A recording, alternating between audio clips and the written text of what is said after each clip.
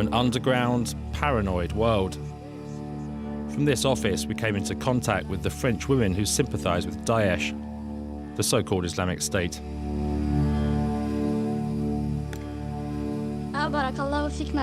May Allah bless you. Sweetheart, hijra is for women too. She'll marry and have children. The children will enlarge the ummah.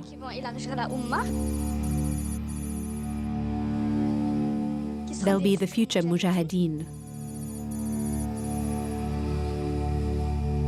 They'll spread the word of Allah Azza wa Jalla.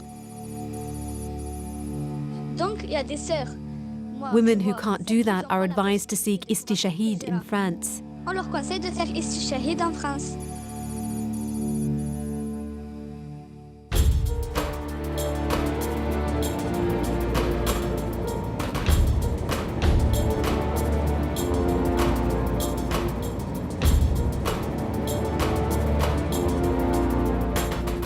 Ce soir, l'enquête s'accélère dans l'affaire des bonbonnes de gaz. 3 jeunes femmes radicalisées ont été interpellées ce soir.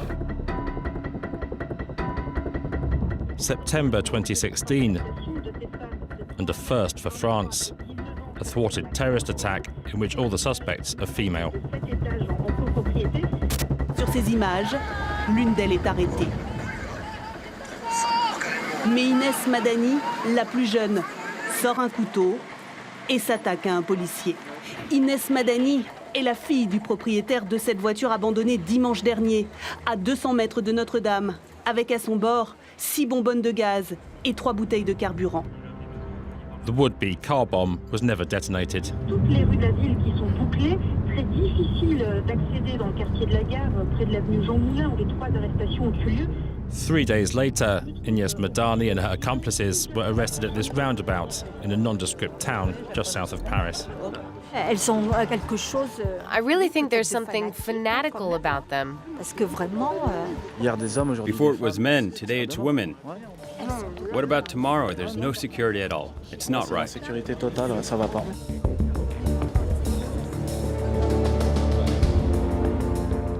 For a long time, Daesh wouldn't allow women to carry out attacks. But according to the state prosecutor, that's changed.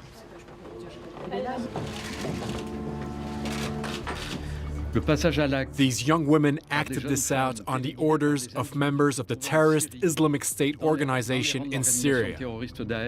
It's proof they want to turn women into fighters. They meet and set out their plans online.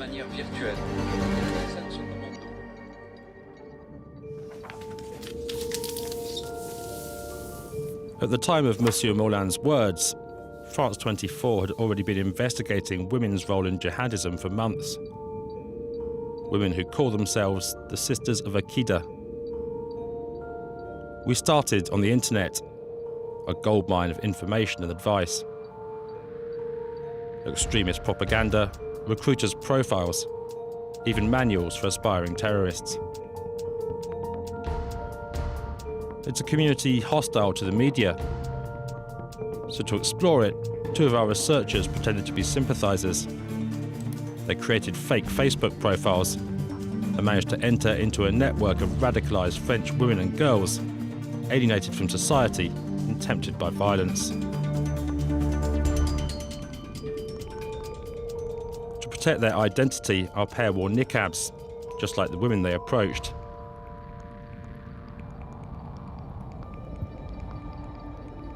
With contractless mobile SIM cards and anti-geolocation software, they remained untraceable.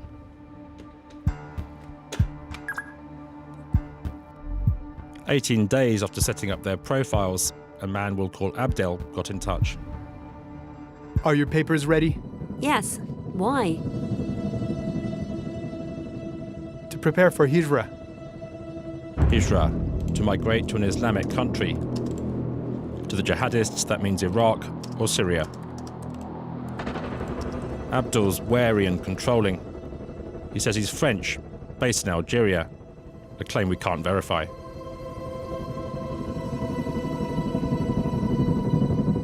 Six days later, he tells us to continue our exchange using an encrypted app, Telegram. via which he sends us voice messages. Est-ce que t'as ton voile ou quelque chose à côté de toi là parce que je vais t'appeler?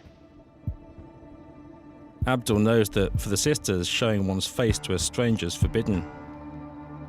He wants to make sure we're not from the intelligence services or the media.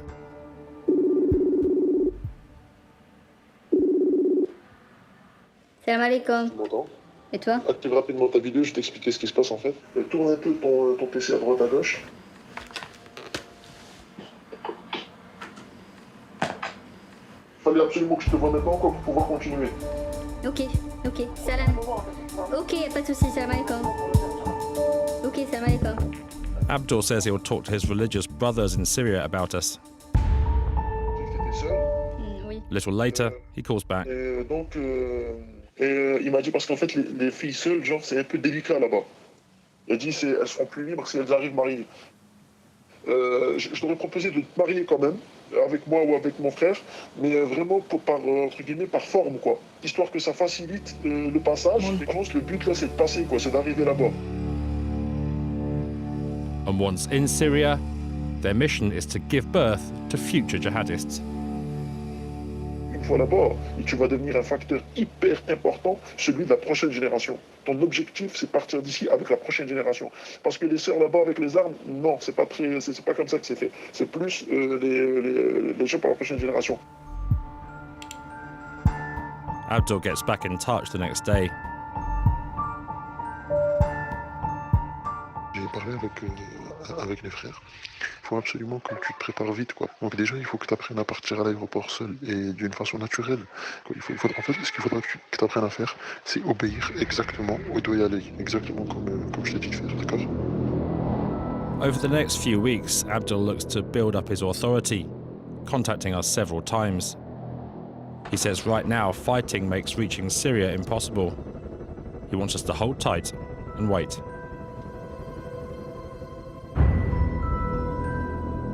Using Telegram, our researchers also come into contact with a well-known French jihadist, Rachid Kassim. In July 2016, he was the executioner in one of Daesh's notorious propaganda videos. Speaking via his Telegram channel from the so-called Caliphate in Syria and Iraq, he's repeatedly called for attacks on France. Qu'en est-il parmi la plus grande des adorations, c'est-à-dire le djihad fi sabilillah, et qu'en est-il de la plus grande des plus grandes adorations, c'est le fait d'attaquer en terre de coufre. Despite long being on their radar, Kassim has proved elusive for French intelligence. He's suspected of inspiring the murder of a couple of police officers outside Paris in June 2016, as well as the killing of a priest in his church in Normandy the following month. He's also been linked to the female suspects in September's gas canister case. On his Telegram channel, he explains how to rig up a car bomb and offers advice on procuring the components. Comment se procurer beaucoup de bouteilles de gaz? En fait, vous détournez la conversation vers le prix, afin que le gars en face, il se dit pas, ouais, c'est bizarre, pourquoi il veut autant de bouteilles de gaz? Et donc, vu que les kofars, c'est des gros matérialistes, le gars, il sera focalisé, Inch'Allah, sur le prix. Kassim expresses his joy at the idea of French women becoming terrorists. J'appelle les frères à se réveiller. Maintenant, quand des sœurs, elles font ça, alors je dis que c'est un signal d'alerte et que ça doit réveiller, faire un électrochoc dans le cœur des frères. Tu te rends compte? Prendre un couteau, aller frapper un policier, c'est pas quelque chose d'exceptionnel, ça, qu'une femme, elle fasse ça? Kassim is talking about Inyas Madani, the youngest suspect in the gas canisters case. Aged just 19, this is her police file. It reads, in contact with the radical Islamist movement and likely to travel to the jihadist combat zone.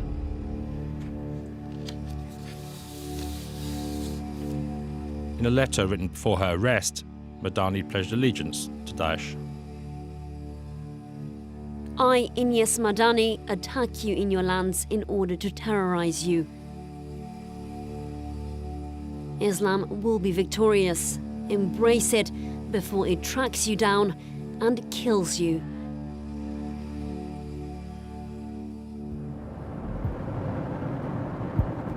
Madani's lawyer, Laurent Pasquet-Marinas, visits her regularly in jail. His client knows about our investigation and has allowed him to talk to us. I think, from the way she behaved when they arrested her, that she wanted to get killed. She wanted to become a martyr.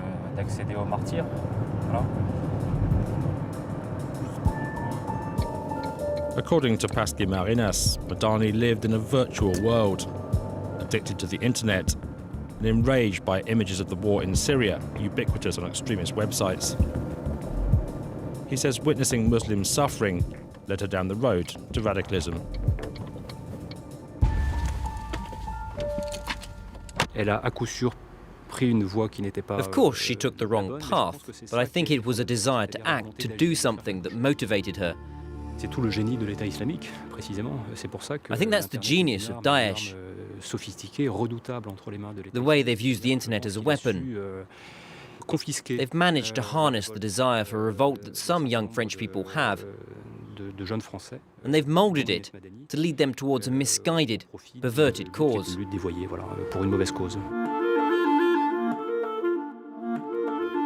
Ignace Madani is in solitary confinement and faces a potential life sentence.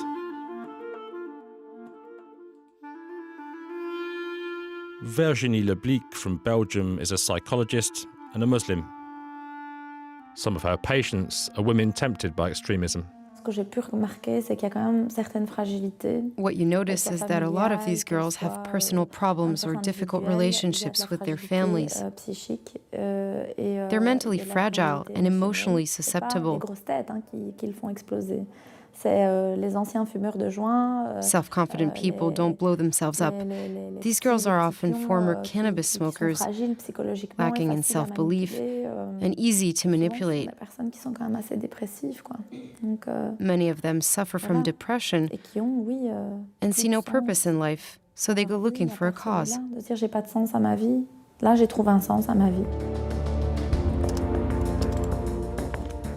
Depressed or not, they're certainly determined. A contact on Telegram invites us to a forum called Cooking with the Sisters. But there are no recipe tips here, just talk of Syria, Daesh and Hijra.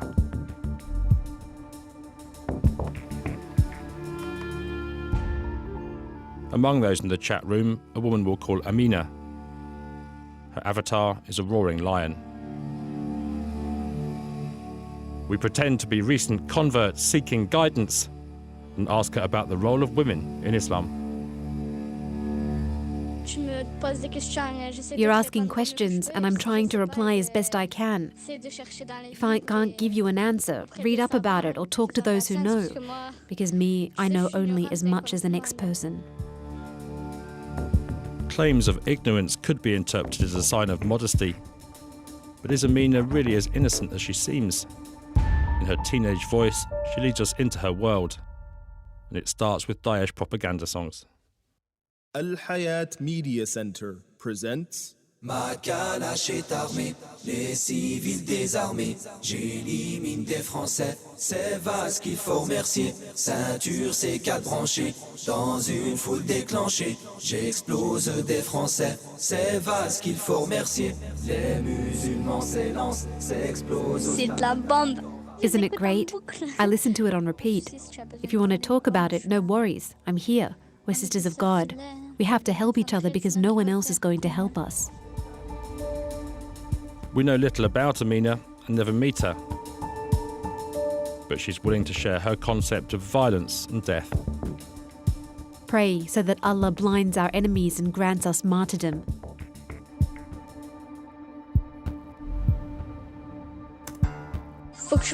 You have to put your trust in Allah.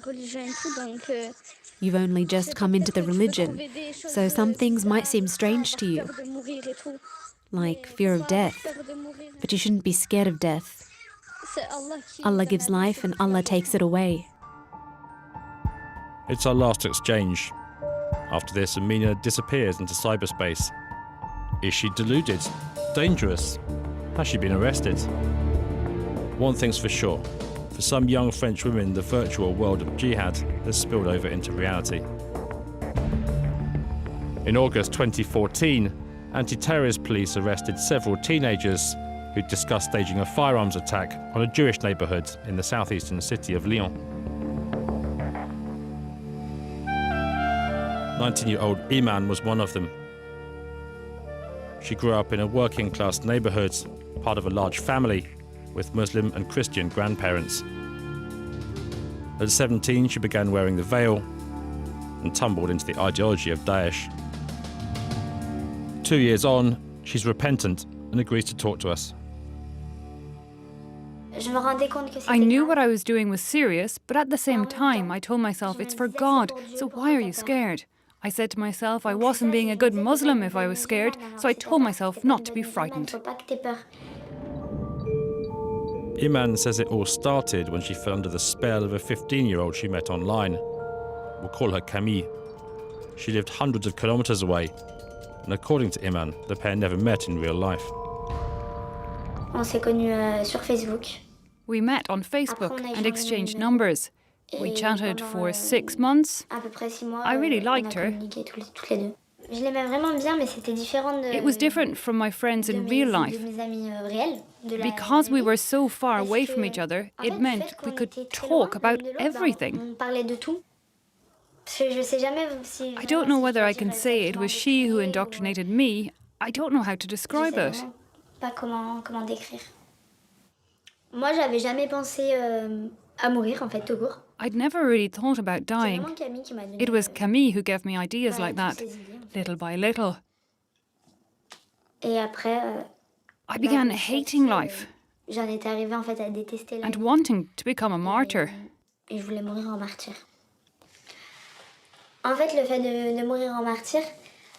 Dying a martyr meant we could go to paradise with 70 people we knew, being able to take my whole family to paradise too. I started to become obsessed with the idea.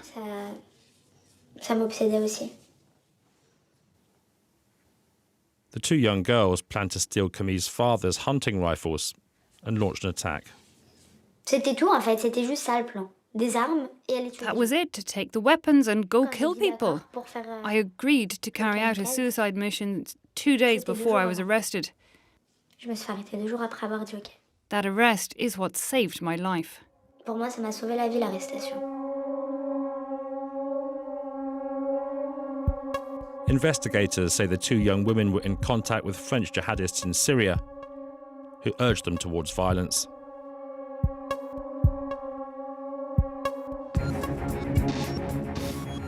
Daesh may be losing ground in Iraq and Syria, but not on the internet. Our correspondence with Abdul the recruiter has now lasted 4 months. Ok, salam. Ok, pas de soucis, salam alaikum. Despite the intensifying fighting, he says he's found a way for us to reach the so-called caliphate. Ah oui, j'ai oublié de te demander, t'es sportive ou pas? Oui. Tu peux courir, franchir des obstacles? Ouais, y a pas de soucis, oui. D'accord, parce qu'à un moment donné, il y aura un chemin, ce sera assez physique, quoi. T'as intérêt à être en forme. Abdul says the journey's imminent and prepares us for life under Daesh rule. Quand tu vas arriver là-bas, il y a beaucoup de pratiques religieuses qui vont te surprendre en fait. Parce qu'elles n'existent plus dans le monde occidental. Dans le monde arabe... Par exemple le fait, par exemple, c'est possible qu'un beau jour tu te balades dans la rue et qu'on balance quelqu'un au-dessus d'un immeuble. Un homosexuel. Bah, c'est un homosexuel, tu vois. Ils peuvent faire ça? Non, c'est pas qu'ils peuvent ou ils peuvent pas. En fait, ce qu'ils font, ces gens, c'est qu'ils apprennent la religion d'Allah subhanahu wa ta'ala et qu'ils l'appliquent, tu vois.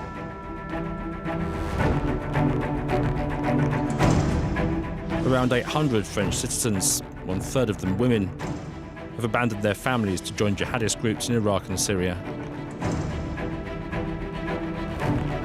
It's a phenomenon that comes from across France, from big cities to the countryside, even little villages, like this one in the Bordeaux wine region. One of the first French women to make the journey, Anissa grew up here. She left aged 22 in November 2013, 2 years before the Paris attacks. Ever since, her mother Fatima has been glued to her computer, her last link to the daughter she brought up alone.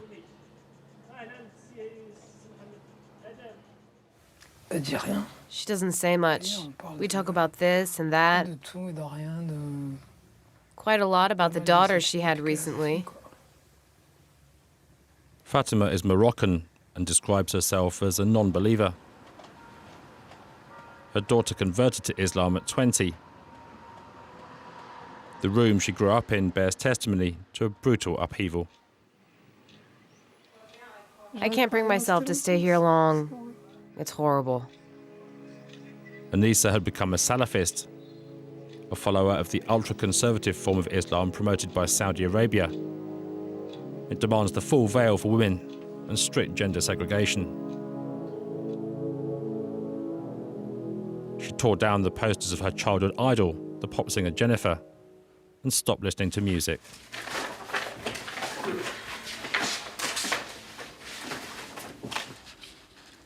Even kissing on the cheek?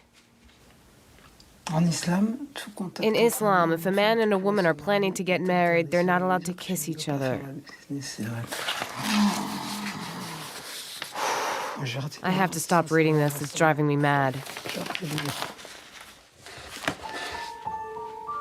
Anissa dreamed of a humanitarian mission to help her religious brothers dying in Syria. One Tuesday, she disappeared. 3 days later, some friends knocked at her mother's door. On a Friday evening, 2 of Anissa's friends brought me a letter. Her letter. That's when I understood what had happened.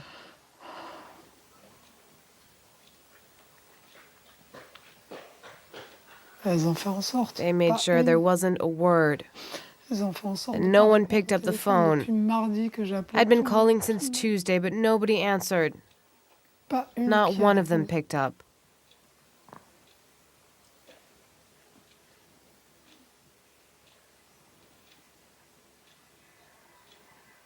They had to wait until she was in Syria. That was the agreement.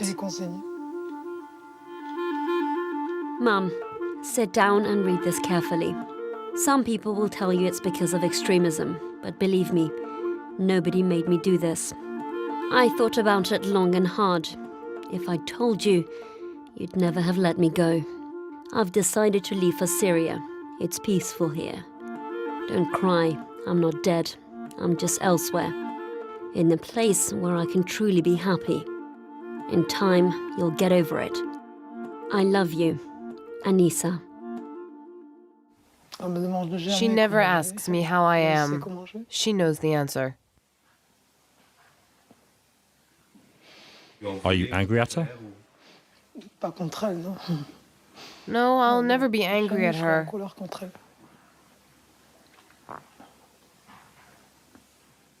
I'm angry at the monsters she met. It's not her fault. Fatima blames some of Anissa's acquaintances, people she accuses of indoctrinating her daughter. The path to extremism doesn't always begin on the internet. Sometimes it starts in real life. According to this confidential police report, Anissa came under the influence of a couple. We'll call them Rashid, an imam recently arrived from Spain, and his wife Mariam, a Salafist Frenchwoman. Anissa's 2 friends, the ones who delivered the letter, refused to speak on camera, but confirmed the pair had begun to exert a hold on her. Things changed after she met those people.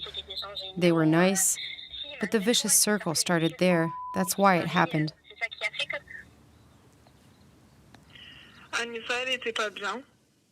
Anissa was going through a bad period, as many people do in life. It's true, she needed to listen to the Quran. and he was there to recite it to her. I was there too, and there was nothing unusual about it.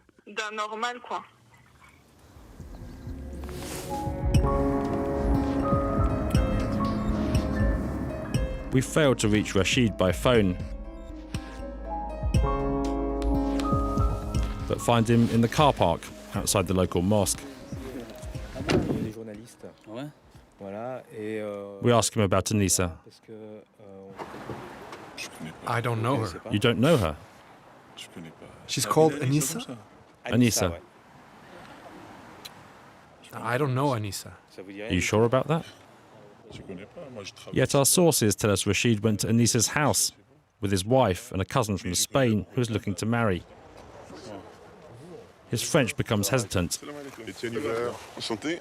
This man offers help. Your cousin was supposed to marry this girl? I don't have any cousins here. They're in Spain. Where is this cousin? In France? No, in Spain. He says his cousins are Spanish. My cousin has 2 children and a business. It's best if you go and see with him. Rashid's wife, Mariam, refuses to answer our questions. But Anissa's mother and grandmother say Mariam, Rashid and his Spanish cousin did visit their home.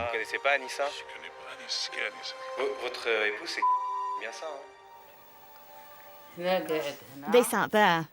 He was here. The one who was supposed to marry Anissa. There was even his brother. I'd totally forgotten.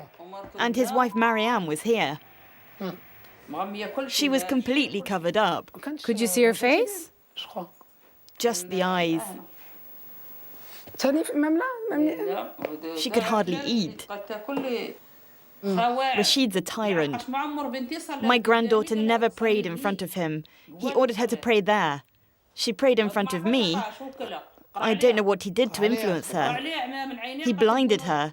She repeated everything he said. She was under his spell.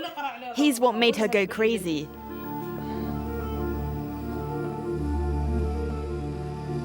The women say they vetoed the marriage, prompting an insulting call from Rashid. He asked me why I didn't pray and said my food wasn't halal. Why don't you pray? Your food is forbidden. Why does your daughter smoke? Why does your son smoke? He criticized all of us, and if he says I'm lying, go and find him and we'll see.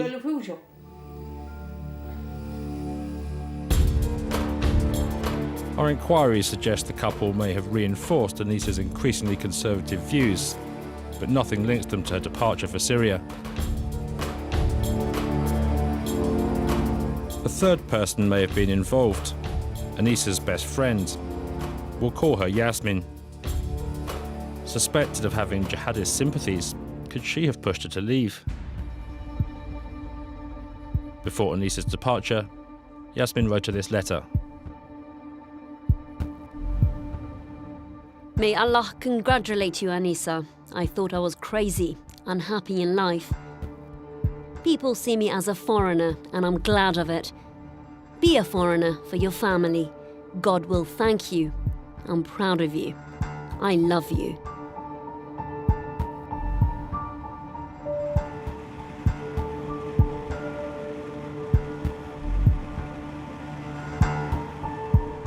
We find Yasmin in a nearby village.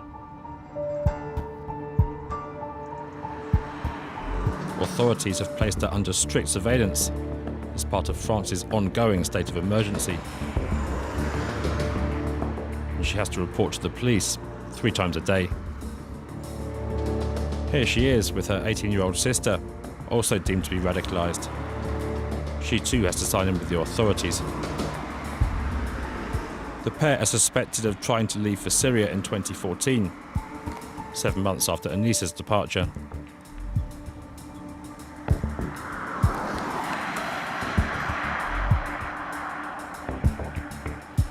We catch up with them a few days later. Oui. Bonjour. Alors voilà. Oui. We tried to ask Yasmin if she was behind Anissa's decision to leave. but she seems reluctant to talk. Oui, mais j'ai rien à dire en fait. Donc, I have nothing to say. vous voulez me parler? Her family accuses me of all sorts of things, but I'm totally innocent. People say it was you who sent her over there. That's what people say. I don't care, let them say what they want. When there's something people don't understand, they always look for a scapegoat. Sometimes the reality is that people know exactly what they're doing. It's their responsibility. When it comes to terrorism and extremism, as they call it, people say it's because someone's been manipulated, that somebody's put ideas in their head. But people know what they're doing. They're not all losers in need of a mentor. We have to stop with this stereotype. And what do you think about Hijra, Daesh, etc.? I'm not going to answer questions like that. It'll come back to be used against me. In any case, the police have told me they're not letting go of me. They say I'm dangerous, a threat to national security.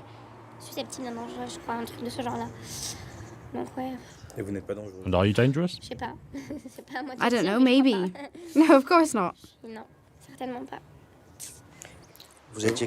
But you and Denise shared an ideology back then. Yes, a humanitarian one at the start. Both of us. We wanted to set up an orphanage. We asked charities about it here in France, but I saw that it was impossible. Utopian. Yasmin refuses a formal interview. When she realises we're filming, the situation becomes more tense. Her younger sister intervenes. I'd like your names, please. Your names. We wanted to speak to your sister about young women who want to leave for jihad. Okay, but who told you we wanted to leave, to go anywhere? We've been investigating. Okay, I'm leaving.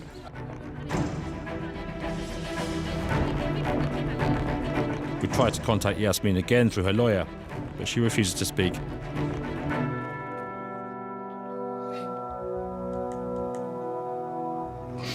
Anissa's mother still doesn't hear much from her daughter. She's reported to have married a French jihadist, and despite ongoing coalition airstrikes, says she doesn't want to come home. We don't know how free she is to speak.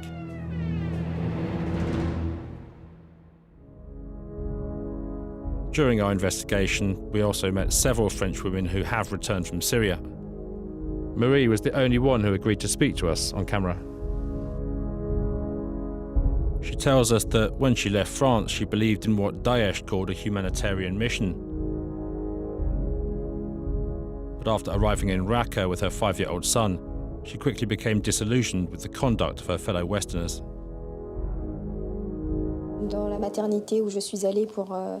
In the maternity ward I worked in, the behaviour of the Western women, Europeans, was quite shocking. The way they were with the Syrian women giving birth there. They acted like colonialists, telling an occupied people what it means to be a good Muslim. They treated the Syrian women as inferior, as people who needed to be re-educated. Marie rebelled and was locked up in a madafa, half convent, half prison, a place reserved for single women and widows. There were about 50 of us, women and children. Most of the young boys were restless, violent. Daesh constantly made them watch fighting and decapitations.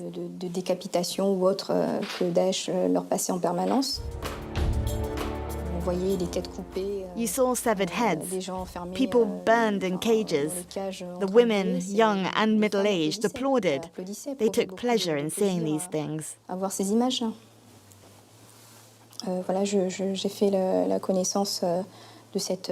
got to know a young Belgian woman who was really excited at the idea of getting married to a jihadist.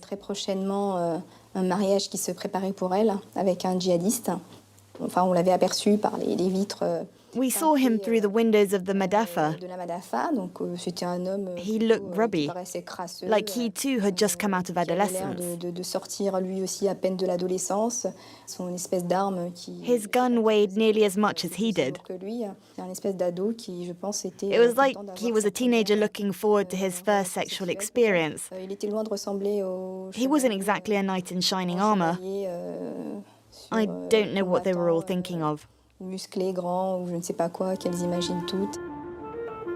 Marie tells us she took advantage of the Belgian's wedding to escape, and that Syrian activists managed to spirit her out of the country in exchange for a large sum of money.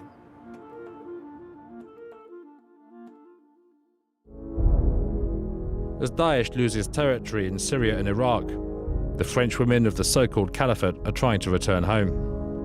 They're fleeing bombs and hardship, but not all of them have renounced the cause. Working out how to deal with them is a major challenge for France. Iman, who 2 years ago wanted to attack her country and die a martyr, is awaiting trial. A minor at the time of her arrest, she risks 5 years in jail. When you're 17, you shouldn't be prepared to die for extremist ideas. And it's not through Facebook that you learn Islam. With the help of friends and family, especially her sister, Iman's rebuilding her life. She's enrolled at university and hopes her account of her experiences will help dissuade others already on the road to radicalization. Did you tell them? Everything. I hid nothing.